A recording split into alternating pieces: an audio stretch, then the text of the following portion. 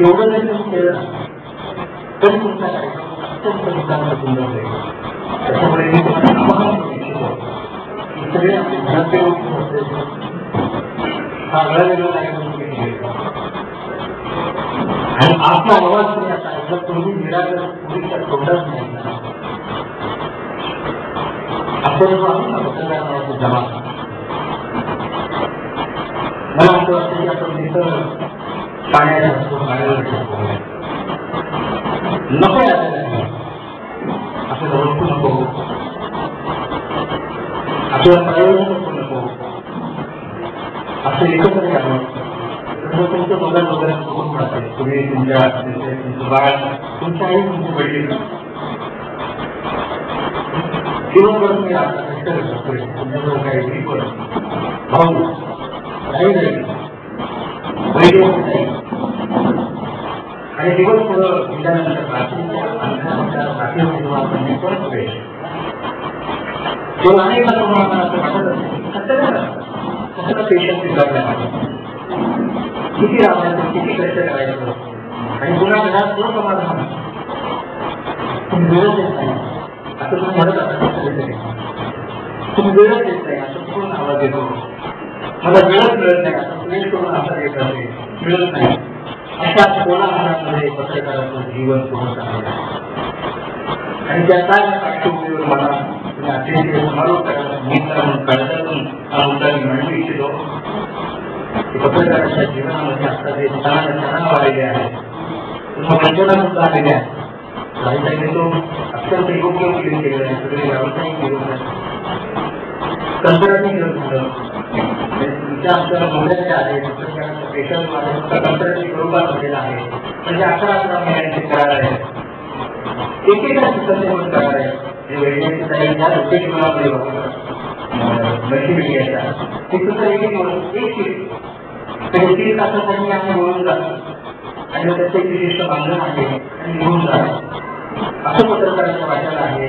त्यांचा या पार्श्वभूमीवर तुम्ही त्यांना एकत्र आले आपली मुलं आहेत आपले माता भगिनी आहेत आपले आईवडील आहेत आपल्या भाऊ म्हणजे मी श्रेष्ठ मनापासून अभिनंदन यासाठी करू इच्छितो. वेगळा आहे महिला दिनाचाही केलेला आहे आणि मातृत्व गौरवाचाही केलेला आहे.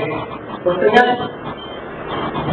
तुम्ही मराठी जो उल्लेख केला त्याच पार्श्वभूमीवर मी अधिक मोकळेपणाला तुमच्याशी बोलू इच्छितो की आपण होऊया किती सहजपणे मुलगी सांगितलेली आहे आम्हाला घटना आवडली याचा अर्थ असा की आम्हाला आपला आवाज आवडला म्हणून आपण आपली पत्रकारिता सोबत येत असताना तत्व आहे तत्व म्हणजे आपल्या आवाजाचं बोलतात पत्रकारितेचं तत्व याच्यात असतं सत्यामध्ये पत्रकारितेचं तत्व याच्यात आहे जे काही बोलल्या किंवा वैज्ञानिक काही बोलल्या जगाला देण्यामध्ये तुमचं आमचं जीवनच शब्दांची साधना करत जगाला देण्यासाठी आलेला आहे. त्यामुळे व्यक्तर व याचं आवाहन करणारे अध्यक्षीय समारोप करत असताना तुमच्यावरील कसलेही वस्तू वाचू नका. त्याच्यावेळी त्यांच्यासारख्या अधिकारी मंडळीला बोलवा ज्या त्यांच्या क्षेत्रातलं ज्ञान आपल्या कुटुंबियांना देतील आणि तुम्हाला करण्याचं भान येईल. पण प्रत्येकाने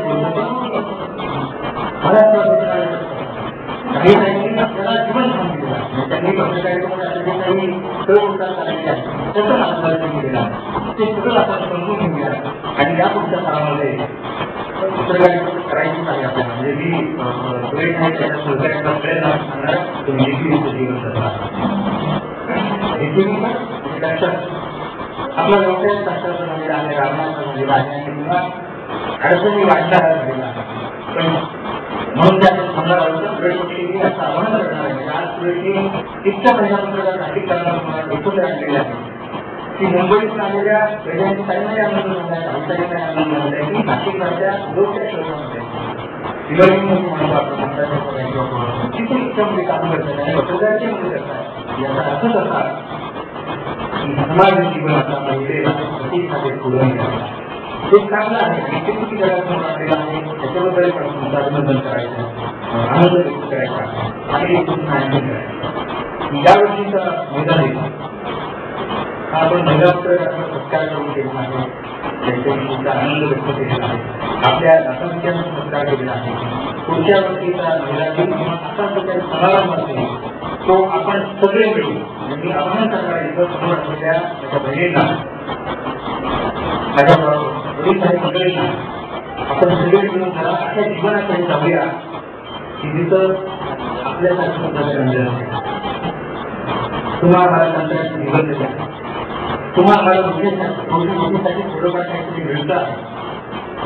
पण आधुनिक समाजात शेकडो महिलांवरती आज मी भाकरीच्या भाकरी शिकून केलेला आणि त्याला ती मिळत नाही भाकरी मी झोपडपट्ट्यामध्ये आपली नाशिक शहरामध्ये गेला आरोग्याचे प्रश्न आहे. तिथं महिलांची कोंडी होत्या. माझं या पत्रकार संस्थेला मला सांगा, तुम्ही असं समजा की मी आत्मचिंतन करता, तुम्ही असं समजा की आपण सगळे मिळून आपल्यालाच जे उत्थान झालेलं आहे पत्रकारांच्या निमित्तानं घेऊन काहीतरी अशी कार्यक्रम होण्यासाठी आपल्याला शब्द देतो आहे. पुढच्या वर्षीचा कार्यक्रम आपण डोक्यामध्ये जाऊन मी हा प्रस्ताव देतो. पुढच्या वर्षीचा कार्यक्रम पुढे आपण घडवून जाऊन करतो.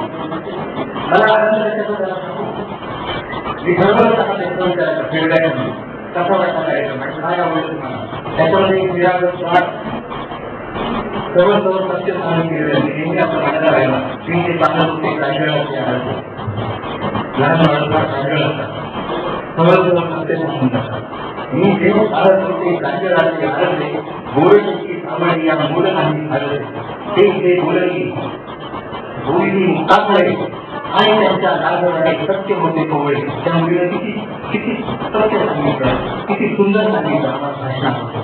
याचा अर्थ असा की समाज तुमच्याकडून अपेक्षा करतो आहे ज्ञानाची क्रांती, म्हणजे पत्रकारांकडून समाजाची अपेक्षा असं मला वाटतं आणि ते आम्ही लहान मुलांनी सांगितलं. चला आपण हा स्वतः रस्ता घेऊन पुढे जाऊया.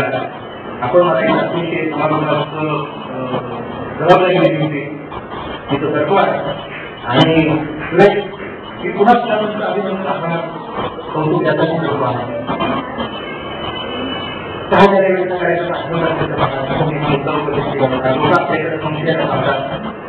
तुम्ही आमचे कुटुंब सदस्य आहात, तुम्हालाही जाणवत असेल कशाला उद्योग करतो अशी तुमची भावना होत असेल.